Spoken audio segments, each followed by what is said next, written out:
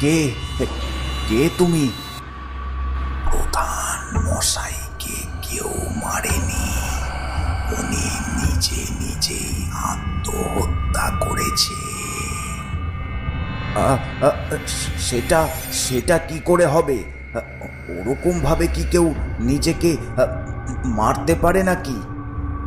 কেন, 2-2.5 মাস আগে গ্রামের ওই ধান খেতে যে ছেলেটার মৃতদেহ পাওয়া গেছিল, সে যদি ওরম নির্মম ভাবে নিজে নিজেই আত্মহত্যা করতে পারে, তাহলে এটা আত্মহত্যা হবে না কেন?